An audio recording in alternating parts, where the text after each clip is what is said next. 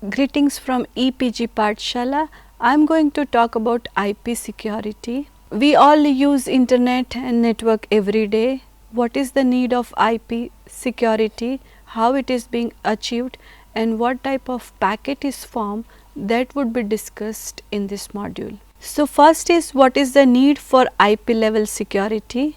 It ensures that secure networking for secure and security ignorant applications. If you are providing security at the IP level, usually applications provide security at the application level. But if the application is not enough, then IP level security would help in enhancing the security of the application. What are the applications of IPsec? Secure office connectivity spread across over the internet. So if you have offices across the globe, then the use of IPsec would transfer the data securely. Secure remote access over the internet, establishing extranet and intranet connectivity with partners, enhancing electronic commerce security. So IPsec guarantees that all traffic is encrypted and authenticated at IP level. Routing applications. So if we use IPsec, it can be helpful in routing applications as well. Authorized router has sent the router advertisement that we can ensure. An authorized router has sent neighbor advertisement. A redirect message comes from a router to whom initial IP packet was sent. Means the router is not ready and it asks for the redirection of the message. So host thinks that this is the original router whom we sent the packets and it is asking us to redirect it. This is what we can ensure through IP security. And one more, a routing update is not forged. IPsec addresses three functional areas: authentication, confidentiality and key management. Check how IPsec is used. So if the computer is originating the traffic, in the usual case it would have only IP header and IP payload. That is what a normal IP packet would be. But if there is a network device with IPsec, it would add the IPsec header, and then IPsec header once added, it would go to the public network and it would be delivered to the user system with IPsec header. So it would remove the IPsec header and then it would deliver the payload to the host. IPsec documents, so it includes architecture, authentication header, encapsulating security payload, which is called ESP, internet key exchange, which is called IKE, and cryptographic algorithms. So if you go through any IPsec documents, it includes all these things. IPsec services: access control, connection layer integrity, data origin authentication, rejection or replayed packet, confidentiality, limited traffic flow confidentiality. There are two modes in which IPsec works. One is a transport mode and other is a tunnel mode. In the transport mode, it gives protections to upper layers used for end-to-end communication between two hosts. Encapsulating security payload (ESP) encrypts and optionally authenticates the IP payload, not IP header.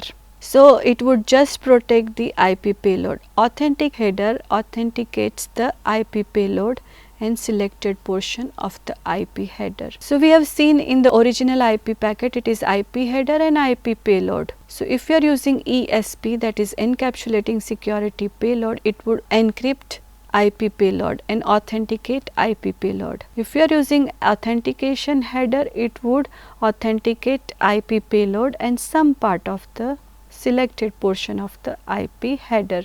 So distinction is clear between encapsulating security payload and authentication header. In the tunnel mode, it gives protection to entire IP packet including IP header and IP packet. So after ESP or AH, fields are added to the IP packet, that is IPsec header. The entire packet plus security fields is treated as a payload of a new outer IP packet with new outer IP header. So our original is encapsulated within the outer packet. There are two databases interaction required for IP security policy. So now we are focusing on IP security policy. It is Security Association Database called SAD and Security Policy Database called SPD.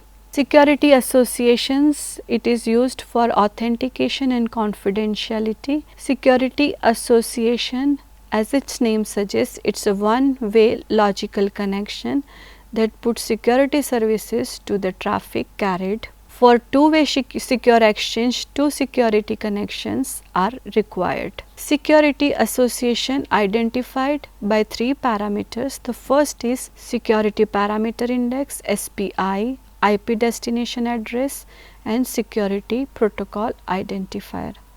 So SPI is a 32-bit unsigned integer. It is carried in AH and ESP headers to enable receiving system to select SA to process the packet. So SPI helps receiving system to select security association so that the packets can be processed. The second is IP destination address. It contains address of destination endpoint of the SA. So security association has to deliver this to some destination, either end user system or network system such as firewall. So destination can be an end system or a network system such as firewall. Then comes security protocol identifier. Field from outer IP header indicates whether an association is an AH or ESP security association, because we know it can be authentication header or encapsulating security payload, either of them. So it would identify that whether it is AH or ESP. We talked about three parameters: SPI, IP destination address and security protocol identifier. Then comes security association database. We talked about security association. Now we are talking about security association database. It is defined by following parameters. The first is Security Parameter Index. It's a 32-bit value to uniquely identify the SA. For outbound SA, the SPI constructs the packets AH or ESP header, and for inbound, SPI maps the traffic to appropriate SA. So SPI has two roles to play for outbound SA and for inbound SA. For outbound SA, it constructs the packets AH or ESP header. For inbound SA, the SPI maps the traffic to appropriate SA. Second is a sequence number counter. It's a 32-bit sequence number in AH or ESP headers. Sequence counter overflow, flag indicating overflow of sequence number counter to indicate an auditable event and prevent further transmission of packets on this SA. So if it is a 32-bit counter, then it can go from 0 to 2 raised to 32 minus 1. So if sequence number is going ahead of this counter, it has to be reset. So while resetting, either the counter has to start from 0 or the security association has to be left and new security association need to be found if the counter has exhausted. The fourth is anti-replay window. Determine whether an inbound AH or ESP packet is a replay. Through the sequence number, if the repeated sequence number appears, then it knows the packet is a replay. So a window is defined starting from the N to N plus W minus 1. W says the window size. So if packet is not within this, then it is considered to be a replay packet. The fifth is the ESP information, encryption and authentication algorithm, keys, initialization values, key lifetimes and related parameters being used with ESP. The sixth is the lifetime of the security association, a time interval or byte count after which an SA must be replaced with new SPI or terminated, plus an indication of which of these actions should occur. So lifetime specifies that there is a need to find out a new essay or there is a need to find out new sequence number. IPsec protocol mode, so it can be tunnel, transport or wildcard. Path MTU, maximum size of a packet that can be transmitted without fragmentation and aging variables. Next comes security policy database. Each security policy database entry is defined by a set of IP and upper layer protocol field values called selectors. Selector is a new keyword we have introduced. It says it is nothing but a upper layer protocol field values. Upper layer includes session, presentation, application. If there are certain fields associated with these protocols, they can be called as a selectors. These selectors are used to filter outgoing traffic in order to map the traffic to a particular SA. So as the name suggests, selector selects the SA, that is security association. We are talking about SPD. Outbound processing obeys the following general sequence for each IP packet. To select an SA, compare the selector fields in the packet against the SPD entries to find matching SPD entry. SPD says security policy database. We have seen security policy database includes selectors. According to the selector, find out the SPD entry which will point to 0 or more SAs, means there is no associated SA or there are more than one SA. Determine the SA if any for this packet and its associated SPI, that is the index. Do the required IPsec processing AH or ESP.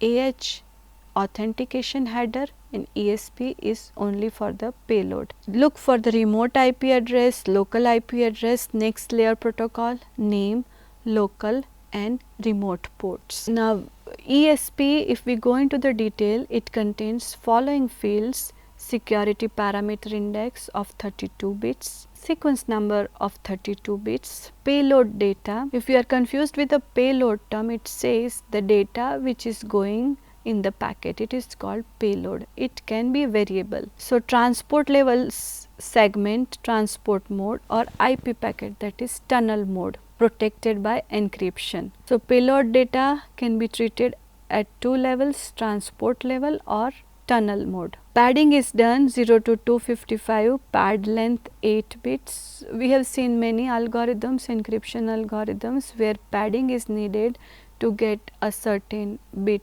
length. So the padding is done. Then it says next header 8, one more field, that is the pad length. It is specified in 8 bits. So actual payload and how many padding bits are there. Now this padding bits, it is specified in pad length. Next header, that is 8 bits, identifies the type of data contained in the payload data field by identifying the first header in that payload. Then comes integrity check value. It's again a variable field, variable length field, but it should be an integral of 32-bit words. It contains integrity check value computed over ESP packet minus the authentication data field. So it is a check value. If we go through the format of ESP packet format, as I narrated, it contains the following field. First is SPI, security parameter index, then sequence number, then the payload data which is variable, then the padding 0 to 255 bytes padding, pad length, next header and then authentication data. It covers two things: confidentiality coverage and authentication coverage. So as indicated, if payload and padding, pad length and next header informations are encrypted, it is considered to be the confidentiality coverage. And authentication includes SPI as well as sequence number. Transport mode and tunnel mode ESP. Transport mode is used to encrypt and optionally authenticate the IP data. Data is protected but header is left in clear, can do traffic analysis but is efficient. Good for ESP host to host traffic, and tunnel mode encrypts the entire IP packet. It adds new header for the next hop. It is good for VPNs, gateway to gateway security. So, if you check the transport mode IPv4, what does it do? Originally, its original IP header, TCP and data. So, in transport mode, TCP and data, and there is a ESP header and trailer attached. So, TCP, data and ESP trailer, they are encrypted, and in the for the authentication in transport mode is ESP header, TCP, data, ESP trailer is used for authentication. Only original IP header does not play any role in encryption, neither in encryption nor in authentication. So, if we talk about tunnel mode IPv4, it in tunnel mode, what is added in the tunnel mode? Actually, it had original IP header, TCP and data. What we have added is ESP header, ESP trailer, and all are having new IP header, because in tunnel mode we are authenticating and encrypting IP header as well as data. So, to summarize this module, IPsec is useful to provide security for all the applications. Those are security aware and security ignorant. IPsec has certain RFCs that you can check on the internet. IPsec does two things: ESP, that is encapsulating the payload, and authentication header. Encapsulating payload only encrypts the payload, and authentication header not only deals with payload but also deals with the IP header. IPsec provides the security solution to the all the traffic that is IP based. Thank you.